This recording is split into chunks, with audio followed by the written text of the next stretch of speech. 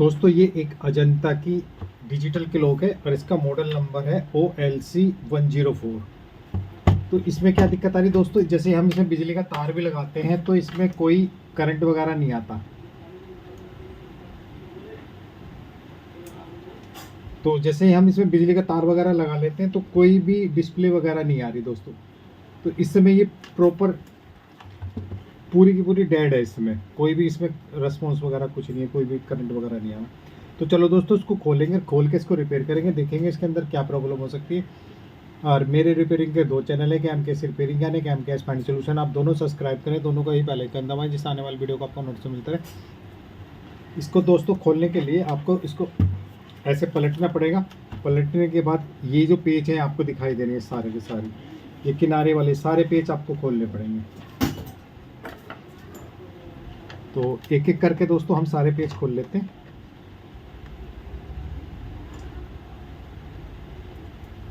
तो पेजों को वैसे एक जगह आप चिपका लें, ठीक रहेगा। कोई स्पीकर वगैरह हो पुराना तो इसमें आपको ढूंढने की ज़रूरत नहीं पड़ेगी, नहीं तो इधर उधर हो जाते हैं, फिर वो पेज आपको ढूंढने पड़ेंगे।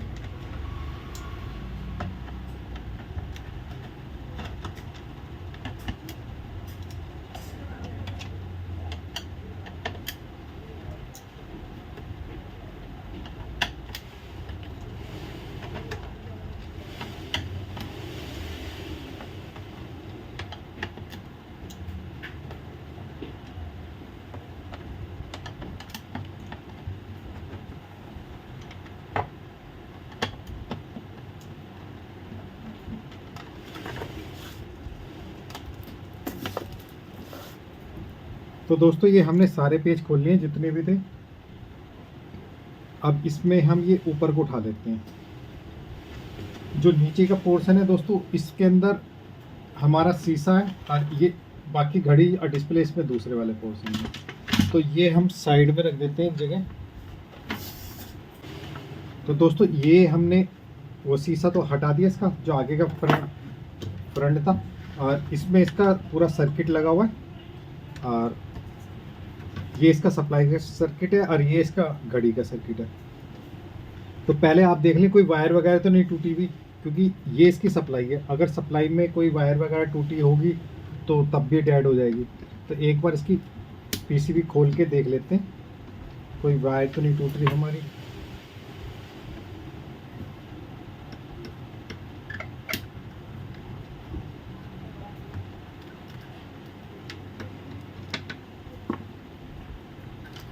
तो दोस्तों ये इसका मेन सर्किट है जिसमें हमारी बाहर से सप्लाई आती है।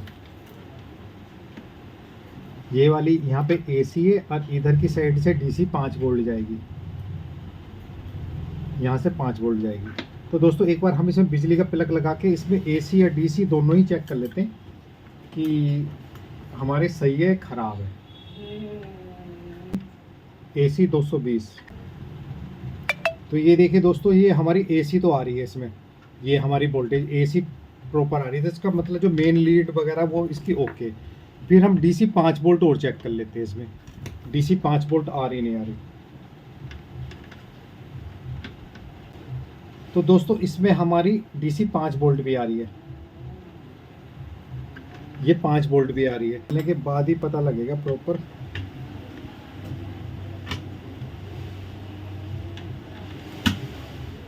तो इस PCB के 4 पेच लगे हुए, चारों हम खोल लेते हैं इसमें, क्योंकि फॉल्ट कई बार एक जगह से नहीं होता, कई जगह। तो दोस्तों ये हमने इसको खोल लिया। खोलने के बाद पहले तो हम इसमें ब्रूस मार लेते हैं।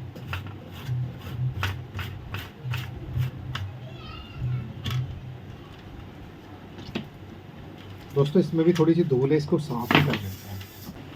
तो दोस्तों इस पर हमने थोड़ी सफाई कर ली है, इसमें बड़ी धूल वगैरह थी तो वो हमने साफ़ कर लिया। तो एक बार हम सप्लाई तो ट्रांजिस्टर पे भी आ रही, यहाँ IC पे भी डालते हैं, और यहाँ पूरी PC पे हम एक बार लिक्विड डाल देते हैं। लिक्विड डालने के बाद इस तरह का ये जो ब्रश है इससे हम इसको साफ करते हैं। तो दोस्तों ये जो ट्रांजिस्टर होते हैं, ये जो ट्रांजिस्टर है, ट्रांजिस्टरों की जो बीच में जो लैग होती है इसमें भी कई बार है ना अंदर कुछ जम जाता है जो इसको शॉर्ट भी कर देता है। तो ये इसकी जो लैग है तीनों की तीनों जो 3 लैग होती है यहाँ बीच बीच में से इसको भी साफ़ कर देते हैं। तो मैंने देखा कि इसमें भी होने के बाद वोल्टेज ड्रॉप वगैरह हो जाती है थोड़ी सी ट्रांजिस्टर वगैरह।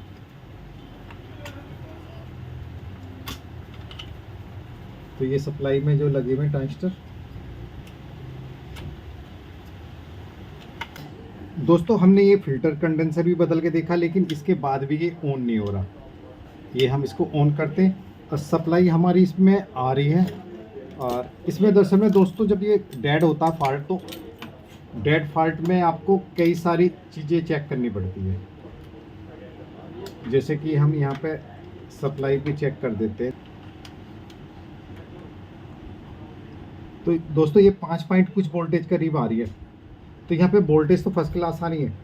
तो इसमें क्या होता है जब ये मशीन डेड होती है, जैसे कि ये सप्लाई तो ठीक है और सप्लाई के बाद इसमें सप्लाई भी आ रही है, लेकिन हमारी ये फिर भी डेड है। हमने इसको वॉश भी कर लिया। तो उसमें क्या है, हमने ये फ़िल्टर भी चेंज करके देखा, ये वाला जो फ़िल्टर था पीछे, और इस कंडीशन में आप ये वाला फ़िल्टर भी चेंज करके देखें।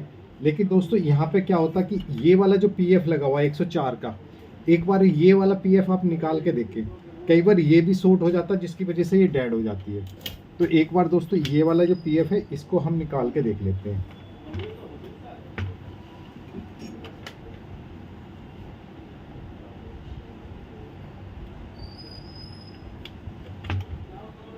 तो दोस्तों ये हमने इसका 104 ये पीएफ है ये निकाल लिया। निकालने के बाद एक बार हम इसको लगा के देखते हैं इसको। ये देखिए दोस्तों, ये डिस्प्ले हमारी बिल्कुल फर्स्ट क्लास आ गई है। ये हमारा 104 का पीएफ ये शॉर्ट है। तो अब क्या करेंगे, हम इसमें इसकी जगह हम दूसरा लगा देंगे। नया हो तो नया लगा दो, नहीं तो बहुत सारे पीसीबी में पुराने भी लगे होते हैं। तो हमारे पास एक ये पुराना पड़ा हुआ पीसीबी में से, तो हम इसको ही लगा देते हैं।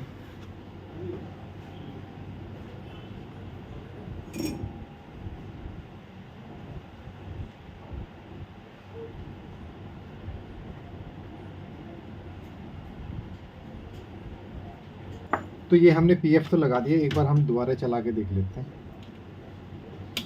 ये देखिए हमारे फर्स्ट क्लास। तो दोस्तों इसमें क्या था, ये वाला जो पीएफ था 104 ये शॉर्ट हो रहा था, जिसकी वजह से ये हो रहा। तो ये आपको शॉर्ट फॉल्ट मिल भी सकता है और आप एक बार इसको चेंज करके देख लें। ये पुरानी पीसी में बहुत लगा होता है। तो जैसे कि डेड में आपको ये ट्रांजिस्टर पूरे चेक करने पड़ेंगे। ये ट्रांजिस्टर भी कोई सा ख़राब हो सकता है वोल्टेज इसमें। ये फ़िल्टर भी चेंज करके देखने पड़ सकते हैं।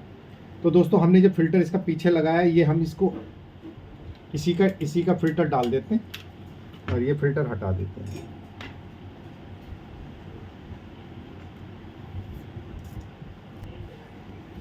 तो दोस्तों इसके हमने ये फ़िल्टर इसी का लगा दिया। अब हम एक बार और चेक कर लेते हैं। ये देखिए, अब एक बार हम इसमें टाइम चेंज करके देखते हैं। वगैरह भी चेंज होने लगा। अब हम क्या करेंगे, इसको पीसीबी को बंद कर देते हैं। बंद करने के बाद फिर फाइनल टेस्ट करेंगे। तो दोस्तों हर घड़ी में अलग अलग फॉल्ट होता है, ऐसा नहीं कि सब में सेम फॉल्ट हो। इसमें अलग फॉल्ट था और हमने कम से कम कई सारी वीडियो और बनाई है, उनमें भी अलग अलग फॉल्ट है, तो आप वो भी देख सकते हैं।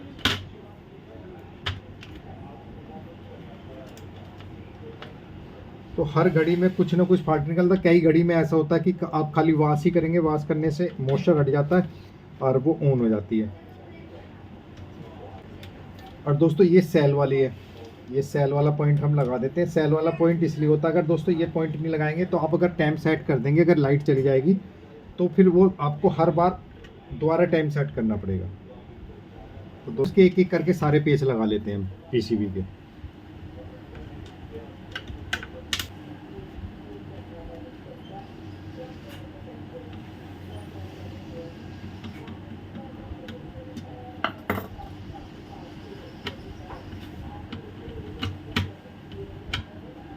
तो दोस्तों इसके हमने पेच कस लिए पीसीबी के।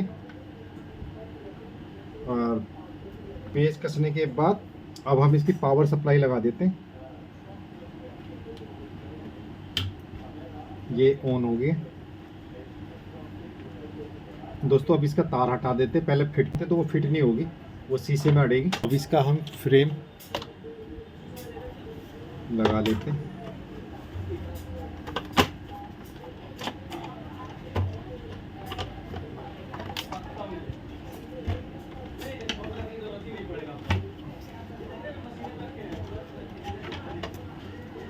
ठीक है दोस्तों, इसके सारे पेज लगा देते हैं एक एक करके, जितने भी पेज हैं।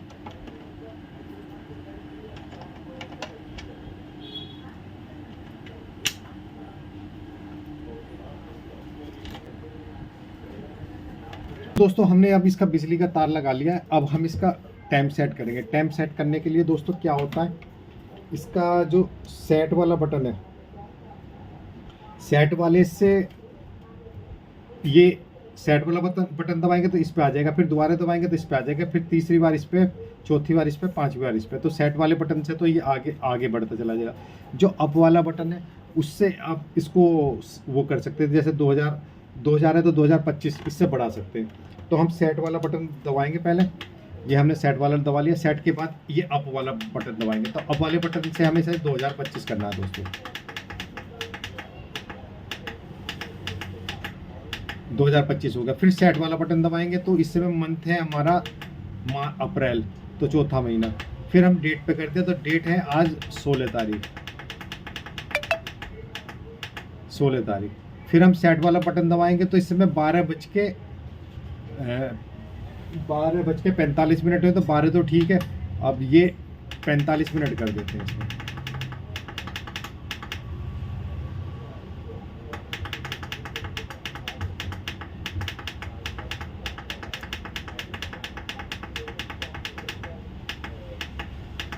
ओ आगे हो गया।